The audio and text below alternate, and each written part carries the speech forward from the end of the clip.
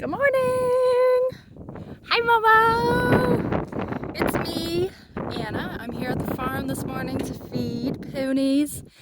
And I wanted to talk about common problems that happen basically every day, every other day, probably a couple times a week, and how I handle them.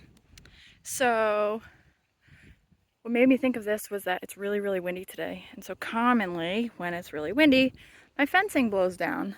It has not yet, but it's possible to happen at any time. Sometimes when I arrive, all the fencing is down. I think that happened a couple weeks ago in a previous video.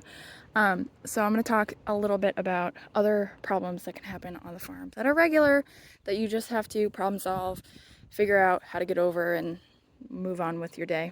So these are regular problems that probably most people have when they have horses. And you're just always problem solving and trying to figure out the best way to get through it. Nothing is life shattering. It's just irritants that make it so you don't just have a normal day. You have farm problem days, I guess. So the first one is that fencing blows down when it's too windy. And it's in November right now in New Hampshire, which is very cold and yucky typically, but we've had a very mild, beautiful, beautiful fall so far this year. So if the fencing blows down and the stakes come out of the ground, this time of year it's typically harder to put them back in the ground.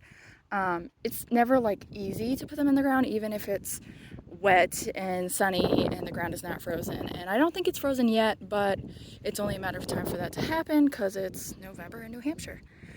So if the poles are hard to put in the ground, which they usually are, we have a hammer and a little like cap that goes over the top of them so you don't like make the top of the ends splinter and stuff.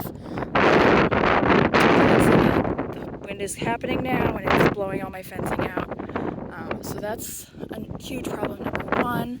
Another problem is, it's just maybe a me problem, is that, well, the wind is blowing right now, but the door to my trailer doesn't always close.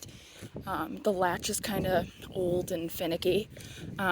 So if it does not shut, I added a bungee cord to the inside of my trailer door here, and this is what I use to close my door, just so that all my food and stuff is safe inside of it. So that's what I do with my door when it does not close.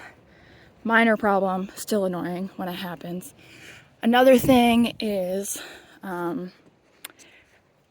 since we live in New Hampshire and it's November, we start running into problems such as water freezing and such like that. I've been to barns where they don't allow heated water things, and because sometimes there's fire hazards or whatever else, but this one is all outside, so it's not really a problem for fires or anything like that. But we have a heating unit inside of there. I'm not sure if you can see that there, but that helps tremendously when this thing starts freezing, and I have hooked it up already, so there's no chance of freezing water troughs, because that is not a good time. Then horses can't get water. Water is crucial to horses' well-being. It's crucial to our well-being. So frozen water buckets is another thing this time of year. What else? Another thing, things are blowing around all day, every day. We have this main feeding trough that has a pallet inside of it so that it's heavy and it weighs down so it can't blow over. But in the barn, I've got a bucket over there. I've got another one in the shelter logic. It's already knocked over because of the wind. I was putting rocks in it. There's 2 rocks over here that if it's blown around, you can put it in here in the bucket so that it does not blow around. Put the food on top of it, and then you're good to go so the food doesn't blow away. When the hay is on the ground, you know, it blows away faster, and that's a real pain in the ass. The horses chase it to go get it, and you know, some of my older guys don't maybe like to run anymore, so it's a pain in the ass. But those are some minor things. Another thing, you know, if the horse doesn't want to eat their breakfast in the morning, not the end of the world. Either they filled up on hay throughout the day, or they were grazing all day and they're not hungry anymore. Not the end of the world. If they don't want to eat it, we don't force them to eat it. We don't freak out. We don't call the vet. We just, make sure that all the regular vitals are all set with them, and that's fine. We'll throw out the grain and we'll give them fresh the next day, and usually by the next day they're fine. Sometimes Mo will go and take a nap, like in the middle of his food, and like literally like sleep for 20 minutes and get up and be hungry again, and then he'll want his food again. So I'll take it away so the other two don't eat it, and then give it back to him, and he usually eats it again. Everything's fine.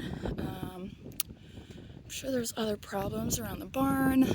Silly things like when they walk in the barn, the mats lift up. Sometimes they trip on it, but they're, rubber. It's not like it's gonna hurt them or anything like that. We just slide them back into place and everything's good. Another thing is the horses escape regularly. That's Mo Dini. He is famous for escaping all the time. So again, it's not the end of the world. He's pretty good about coming back. And he usually doesn't go far. He just, the grass is greener on the other side, right? So he'll just go outside and graze and do his thing. Miss T, too, she's been in the shelter Logic, and she newly has been getting out, and I don't know what her deal is. I guess she learned from Mo and she learned from Dylan that escaping is really cool. So they've been doing that. She's been doing that as well. Again, not the end of the world. Usually I just make sure that I unclip, the gate so that they can get back in there if they did need shelter. Silly problems that horses create for us that we just have to deal with. Same thing, Mo gets out of the barn all the time. Totally fine, just unclip it so they can go back in there if they do need it. But everything else, those are kind of just some minor problems that horses do for us every day. And everything else should be good around here, but I'm sure I'll be back soon with another goofy story to come. All right, let's go feed breakfast. Bye for now.